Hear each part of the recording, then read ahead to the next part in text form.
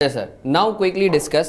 हमने सबसे पहले ये बात की कि सर जब आप इन्वेंट्री को ख़रीद रहे हो तो डे वन पे when you are purchasing inventory, so जितनी भी एक्सपेंस होंगे और जितनी भी इनकम होंगी from the point of purchase till the point inventory becomes in saleable condition या पॉइंट ऑफ सेल, तो आप इन्वेंट्री की कॉस्ट का हिस्सा बनाते हो उन एक्सपेंसेस को और इनकम को, सिवाय तीन चीज़ों के। Number one, refundable taxes. Sir होते क्या हैं बताता हूँ। एबनॉर्मल चार्जेस और नंबर तीन, नॉन इंसिडेंटल चार्जेस। अब सर रिफंडेबल टैक्सेस को क्विकली डिस्कस कर लेते हैं, ये बड़ी अहम चीज़ है। सर वो एक्सपेंसेस या वो टैक्सेस या वो चार्जेस जो बिजनेस को, एंटिटी को वापस मिलने, वो इन्वेंट्री की कॉस्ट का हिस्सा नहीं बनेंगे। ऑब्वियस सी बात है, जो चीज़ आपको वापस मिलनी है, रिफंड होनी है, it is not the cost, right? ठीक है ना।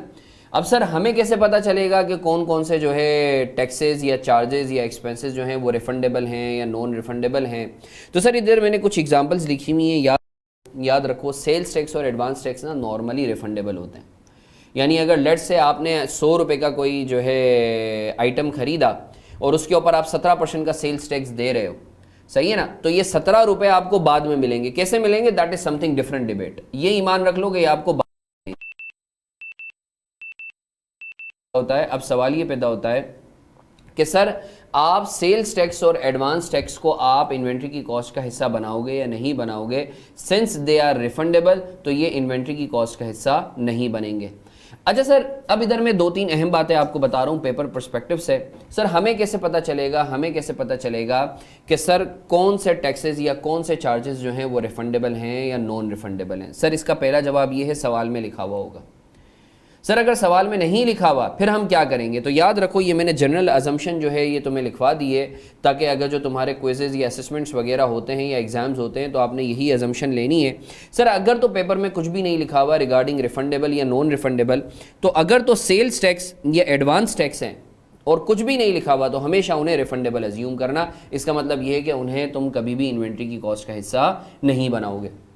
इसी तरीके से अगर सवाल में कुछ भी नहीं लिखा हुआ और इंपोर्ट ड्यूटी और कस्टम ड्यूटी दी हुई है, तो इन्हें हमेशा नॉन रिफंडेबल अज्यूम करना। मतलब जब भी ये दिए हुए हों तो आपने उसे इन्वेंट्री की कॉस्ट का हिस्सा बनाना है। अब सर एक क्विकली एग्जांपल कर लेते हैं। Sir let's say invoice price, मैंने एक इन्वेंट्री खरीदी है जिसकी इनवॉइस प्राइस है आपकी से 1000 रुपये, ठीक है। अब सर सेल्स टैक्स आप दे रहे हो 17%। तो जल्दी से बताओ, सेल्स टैक्स के बारे में कुछ नहीं लिखा हुआ वेदर इट इज़ रिफंडेबल और नॉन रिफंडेबल, तो हम क्या अज्यूम करेंगे? सर हम इसे अज्यूम करेंगे सर रिफंडेबल। कुछ नहीं लिखा हुआ ना ऊपर, अजम्पशन मैंने तुम्हें बताई हुई है। तो सर इसे इन्वेंट्री की कॉस्ट का हिस्सा बनाएंगे? नहीं सर, नहीं बनाएंगे सेल्स टैक्स को, क्योंकि रिफंडेबल है।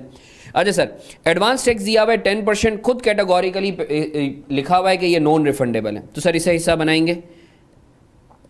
बिल्कुल सर बनाएंगे नॉन रिफंडेबल एडवांस टैक्स, क्योंकि जो चीज़ रिफंड नहीं होनी वो कॉस्ट है। अच्छा सर, इसी तरीके से इंपोर्ट ड्यूटी क्या इसे हिस्सा बनाएंगे? जी सर, इंपोर्ट ड्यूटी कुछ ना लिखा हो तो हम अज्यूम करते हैं कि ये नॉन रिफंडेबल है और नॉन रिफंडेबल कॉस्ट का हिस्सा बनता है 50। सर कस्टम ड्यूटी रिफंडेबल है, खुद लिखा हुआ है, तो क्या इसे कॉस्ट का हिस्सा बनाएंगे? नहीं सर, इसे कॉस्ट का हिस्सा नहीं बनाएंगे क्योंकि रिफंडेबल है ये। तो सर अगर कोई मुझसे पूछे कि ये जो आपने आइटम खरीदा है जिस पर इतने सारे टैक्सेस दिए हैं उसकी कॉस्ट कितनी है, तो मैं बोलूँगा 1000 + 100 + 50 1150।